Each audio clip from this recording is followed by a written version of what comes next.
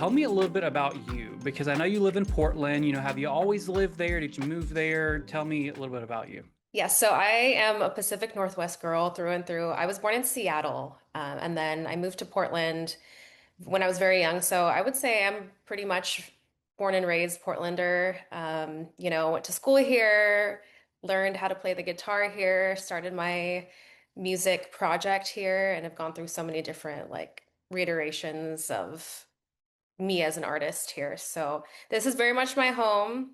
I do travel for music down to LA and elsewhere, wherever it takes me. But yes, I would say like my roots are very much here, and because my family's here, and that's kind of just where I want to be most of the time. Mhm. But yeah, What got you into music? I mean, most people have the story of, oh, their parents listened to this artist and they really got into that. But what got you into music? I feel like we need to go all the way back. Ever since I was born, I always was naturally drawn to the arts and music. I come from a family where music and songwriting was very much in our bloodline, but uh, there wasn't anyone that actually took that talent beyond a hobby or, beyond just something that was like fun to do for the family.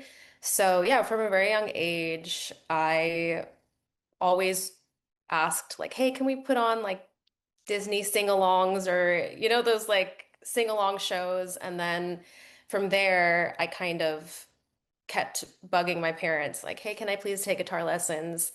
I was like singing all the time, and then just naturally from there, just that raw interest developed into, hey, I'm writing music. I would like to play the song for more than just my bedroom. And now here we are, decades later.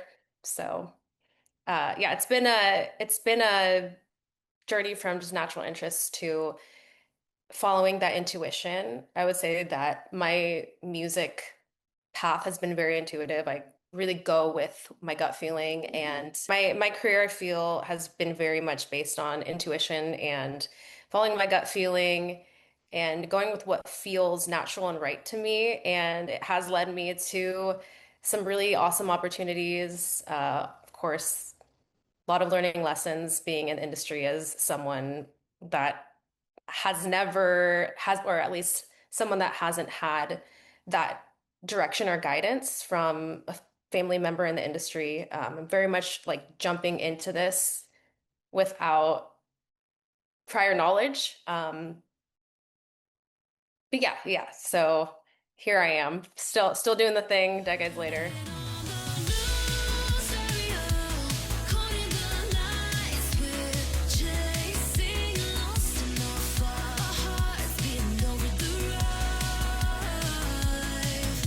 Did you ever have a dream career outside of music? A lot of times there'll be parents that are like, oh, yeah, I know you love music, but let's also maybe look at this too.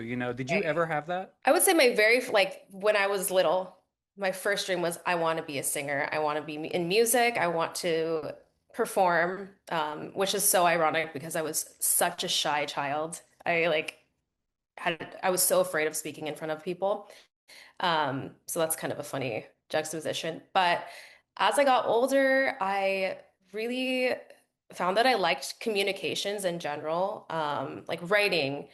And naturally, that led to my interest in public relations, like PR and whatnot. So I did go to school for communication studies, graduated here in Portland, and I I feel like that naturally kind of morphed into my music career. So I do a lot of my own public relations, like press releases and whatnot for my own projects. I am very much independent.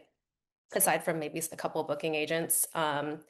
So yeah, I would say it's always been my at least my career focus has always been communications, whether through music, um, through presenting, a project out into the world in a way that I want it to be perceived. And yeah, I guess I kind of have morphed my non-music dream into whatever this is that I'm doing, this music journey. When you were studying PR, did you already think, hey, I'm going to use this to pursue music as my career? Or were you like, oh, I'm gonna go into to PR job here, but I'll still do music on the side? I didn't have that in the like forefront of my mind. So I went to school for communication studies, like as just a broad subject. So it was very much learning about communicating in media, communicating in workplace environments, family. So across all facets of life. I just have always been really fascinated by like humans and how we interact and like psychology. So that's kind of why I chose to study communication studies. And I just found like a common thread between my music, creative aspirations, and this like academic side of things. Um, yeah, another like example of how I just follow my intuition and somehow it always kind of overlaps or comes together um, in a way that I didn't like originally plan. Were there any artists that you got inspiration from? Because especially with your music and with fashion as well, it's definitely got that pop star vibe, you know?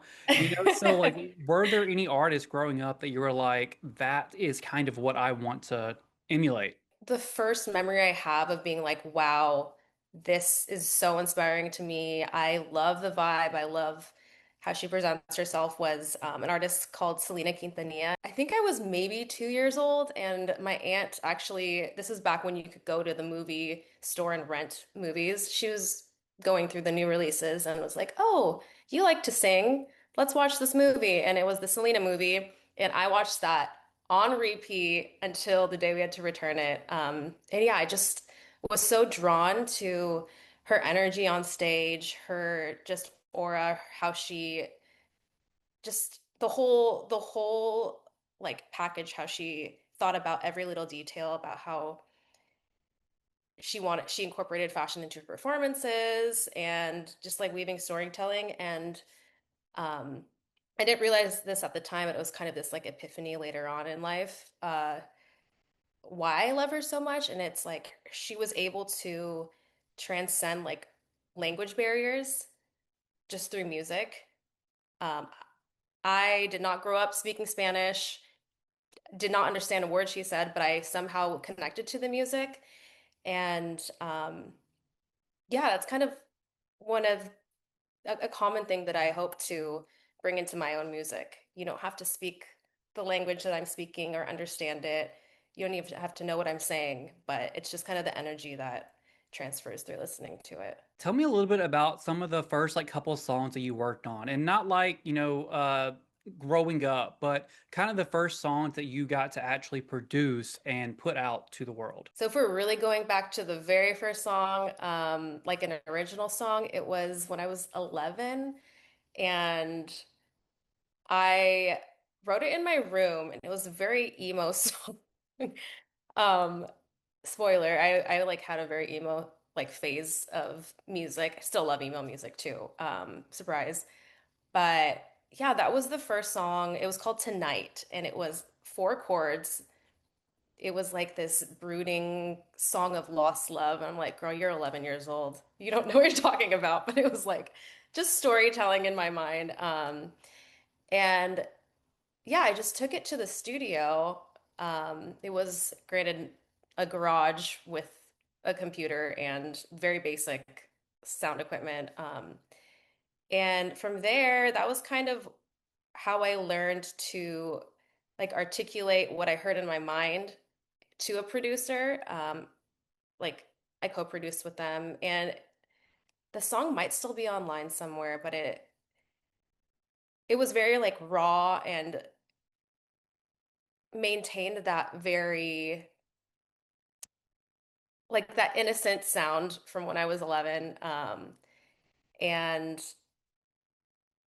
I feel like that also is like a common thread that I want to keep in my music is like I want it to still sound like me as like beyond all the bells and whistles, beyond all the pop production. But yeah, that was like the first track that I took to the studio. Two of the songs I listen to a lot, like The Thrill is by far one of my favorite songs, and Savor as well. That retro pop sound that we're not really getting a lot these days, it has that, and I love it so much.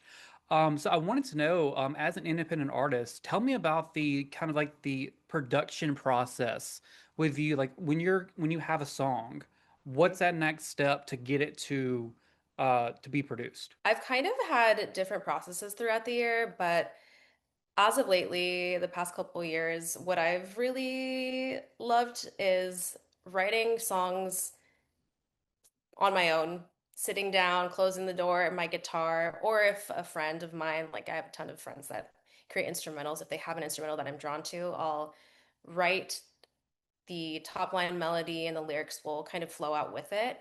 And then once I record it, like a very rough recording on my own, and kind of figure out the structure, the lyrics, the like basic harmonies. I have been taking my music to a friend of mine who's also based in Portland, but he's primarily an EDM electronic DJ. So he has put a lot of that electronic kind of nostalgic sauce onto the songs, but we definitely co-produce together.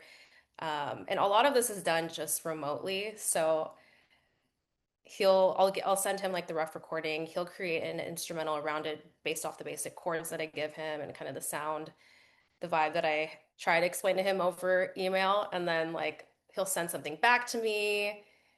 And it's almost like we're molding a song together, like over time, if that makes sense. But yeah, once he sends the instrumental to me, I'll record vocals and then we'll get it to a point that sounds cohesive and to that pretty near to the sound that you hear out on like my streaming platforms or anywhere. And then I'll have a friend in LA mix and master it. So it is very much a collaborative process, but it really starts with me getting like the bare bones out and building upon it. How long would you say that process going back and forth usually takes? It really varies, honestly. The process could take anywhere from like the thrill, if I remember right, it took maybe a little over a month. But I did write that song probably 2 years ago and tabled it and was like, I'll come back to it eventually. And I had the opportunity to take a song that I've been wanting to work on and kind of build it out on an expedited timeline. Um, so yeah, so I would say the writing process from taking it from the bare bones to what it is now is yeah probably like just a little over a month, maybe 2 months.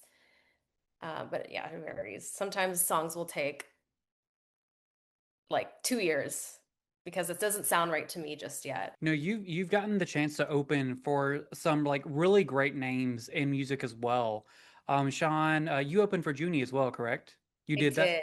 Yeah, I Yes. wasn't able to make it to that show, unfortunately.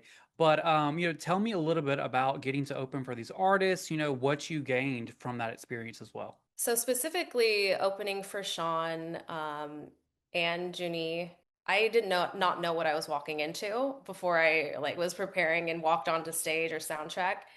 K-pop fans are insane in the best way possible.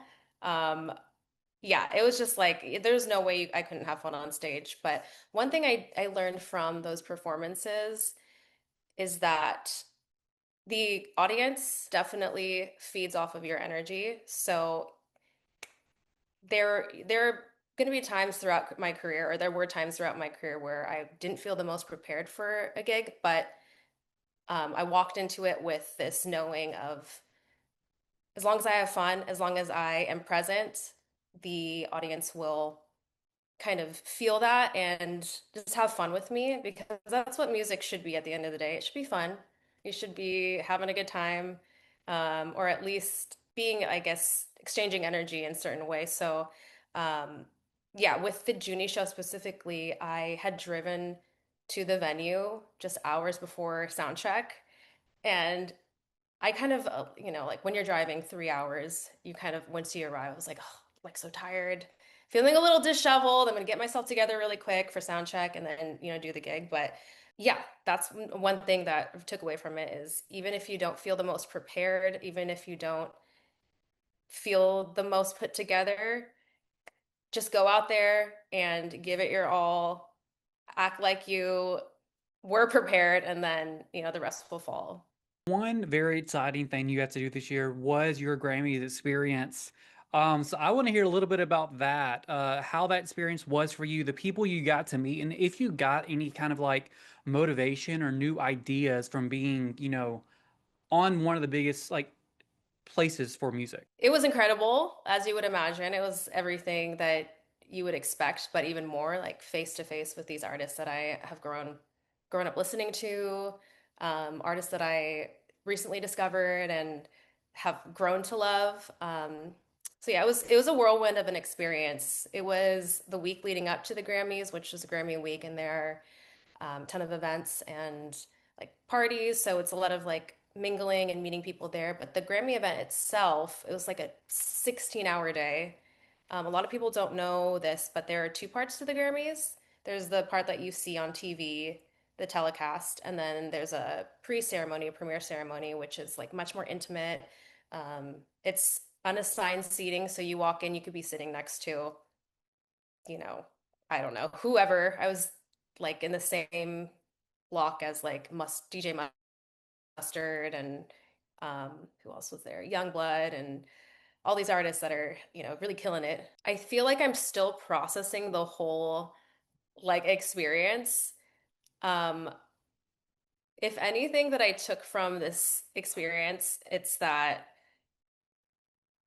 authenticity will override any sort of, like well thought out plan, um, any like fabrication of, a massive performance. People I think these days are getting really good at sensing if something is real or if it's something that is not, I guess, like is not coming from a genuine place. I actually got to sit in on a master class with Youngblood, and he talked a lot about this, and it really resonated with me. It's that um, there are a lot of times where like new artists or artists that are maybe in their first few years of doing this thing where they're chasing trends, wanting to sound like an artist that is already doing their thing out here. And I think that's great to take inspiration from contemporary music.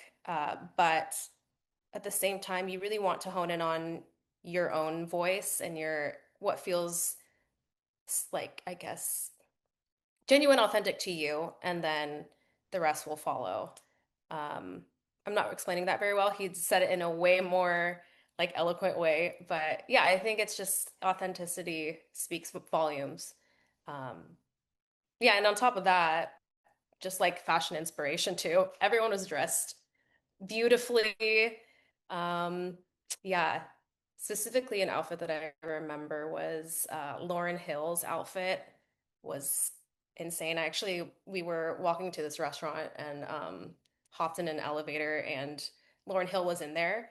I didn't recognize her at first. I knew she was someone that I listened to, and I was like, I couldn't place her face and name. And then afterward, I was like, oh crap, that was Lauryn Hill. But yeah, she had a beautiful like billowing dress, gown. Yeah. Are you working on anything currently that people can expect to see in the coming future, or how does that what, tell me what like people can expect? Well, I am working on a handful of new songs, very much in the, I don't want to say demoing stage because that sounds like too early on, but I have very much been in studio mode. So taking the songs that I've written and kind of like mapping it out and seeing which songs that resonate with me the most and that I want to expand on. So we're in those stages. I'm hoping to have uh, some singles to share, hopefully by mid to end of this year. And of course, performance wise, working on new choreography with some of my choreographers and dancers. And also in kind of getting back to my roots with acoustic music and incorporating my live guitar in some of my sets. So um, I would say expect to see new live performance formats, and then new songs that sound very much aligned with that retro nostalgic pop that I've put out, but maybe with a little tweaks here and there. Have you ever thought about doing like an acoustic version of some of the pop tracks? I have, Mm. and that is very much something that is potentially in the works. I don't want to say too much yet because I don't want to speak before it's done. But yes, I have, and I hope to have that out soon. We talked about your journey from going to study communications and then music and everything, but there's a lot of people out there, like especially younger people, who may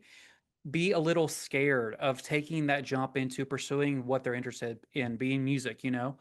So do you have any advice to younger artists who like want to take the leap and do what you're doing, but they're kind of afraid? Yes, I would say the biggest piece of advice I could give anyone that wants to pursue music but is scared is do it. Just do it anyway. I think the hardest part is getting over that mental block of being perceived. And, I know it's easier said than done to just do it, to get out there and do it. But I think the quicker you make mistakes, the quicker you put yourself in these scenarios that you want to be in long term, the quicker you'll develop. And it's